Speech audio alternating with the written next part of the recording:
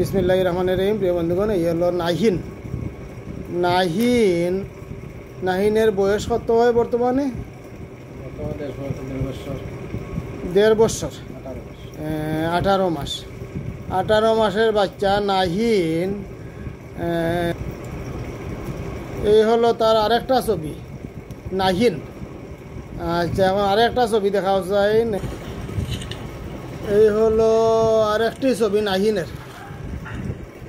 আচ্ছা, এই নাহিনের আরেকটি ছবি। এখন দেখি তার সমস্যাটা।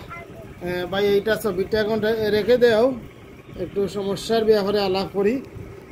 এই বাচ্চার বর্তমান সমস্যা হইল এই খাওয়ার রুচি কম।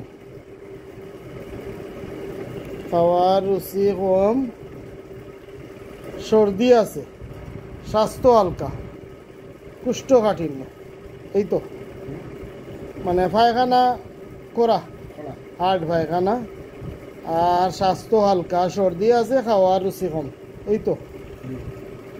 তার সাথে প্রস্রাব একটু ঘন ঘন করে এবং লিঙ্গের গায়ে চুলকায়। এর সাথে যেটা পেয়েছে, গাম বেশি, বাচ্চার গামে বেশি।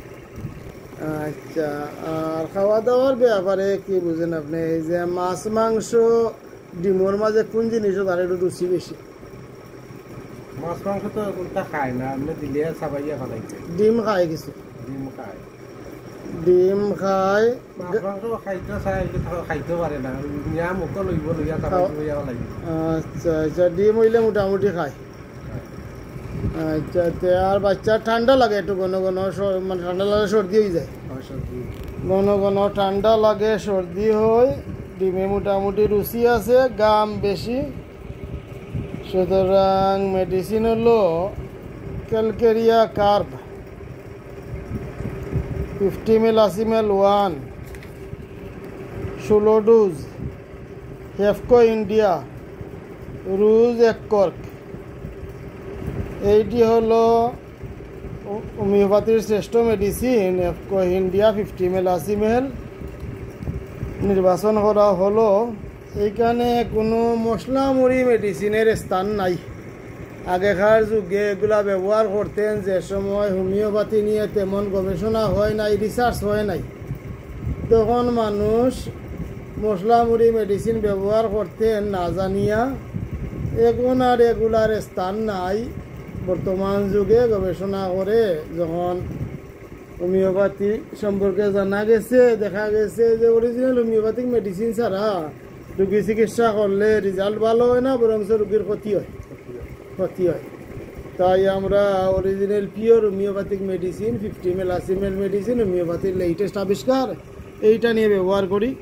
এই সিমটমের উপরে এই ক্যালকেরিয়া কার্ব কেন দিলাম? এই যে ক্যালকেরিয়া কার্ব দেহের স্থূলতা, শিথিলতা, শ্লেষা প্রবণতা, স্বাস্থ্য একসময় তার ভালোই ছিল।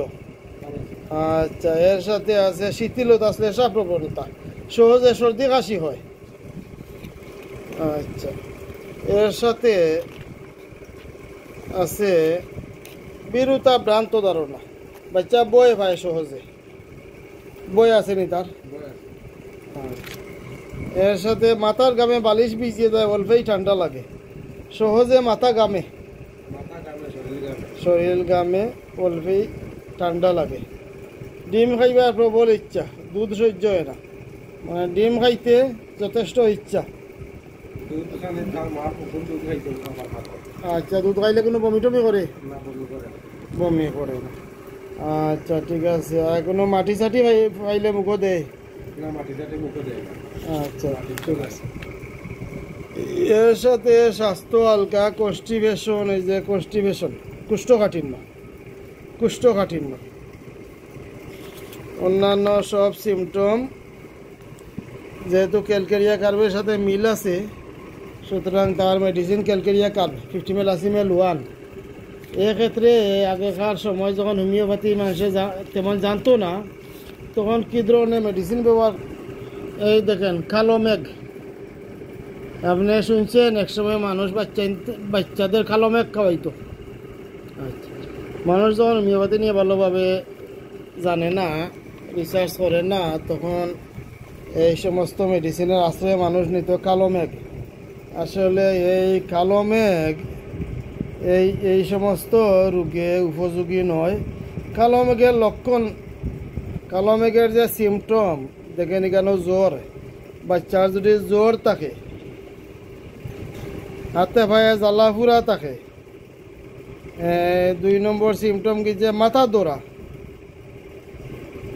জ্বর, মাথা ধরা, 3 নম্বরে হাত পা জ্বালা ফুরা, 4 নম্বরে মুখের আস্বাদ খারাপ, মলে স্বল্পতা, গলায় ব্যথা,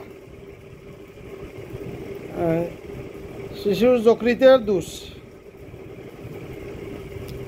ইত্যাদি ইত্যাদি, পুরাতন ম্যালেরিয়া জ্বরে লিভারের বিকৃতি ইত্যাদি ইত্যাদি নানা সিমটম আছে। নানা প্রকার যকৃতের পীড়া, কোষ্ঠকাঠিন্য, নেবা, অর্শ, পিত্তপাথরি, মাথার ধরা, অজীর্ণ, অম্ল, বাত বেদনা, লিভার পীড়া সহ, ম্যালেরিয়া জ্বর সহ অনেক ক্ষেত্রে এই কালো মেঘের সিমটম আছে। কিন্তু এগুলা তো টুকটাক মেডিসিন, স্থায়ী কোনো কাজও করে না। এরপরে এগুলা নির্দিষ্ট সিমটমে ব্যবহার করতে হয়। এই সিমটম মানুষ না জানিয়া অনেক মানুষ আছে কালো মেঘ ফাইল একটার পরে একটা খাওয়াইতেছে। এইগুলা বাচ্চা তো লিভার হলে খুব ক্ষতিকর। যে ঔষধে লিভারও কাজ করে, ঔষধ অতিরিক্ত খাওয়াইলে আবার লিভারও ক্ষতি করে। তো মানুষ না জানিয়ে আগে এই সমস্ত করতো, এখন আর এই সমস্তর কোনো সুযোগ নাই। অরিজিনাল হোমিওপ্যাথিক ঔষধ সিমটম অনুযায়ী দিতে হয়, এবং এই ঔষধটাই ধীরে ধীরে বাচ্চার সব সমস্যার সমাধান হবে, পাশাপাশি দুর্বলতা যাবে এবং কোষ্ঠকাঠিন্য, স্বাস্থ্য হালকা, কোনো কোনো সর্দি লাগে, অল সাইড মিলাইয়া আজকে তার প্রেসক্রিপশন ক্যালগেরিয়া কার 50 মেলাসিমেল 1 16 ডোজ হেফকো ইন্ডিয়া রুজ 1 কট। আমি আশা করি আর এই মেডিসিনেই বাচ্চা সুস্থ হয়ে যাবে ইনশাআল্লাহ। তো সবাই ভালো থাকেন। আসসালামু আলাইকুম।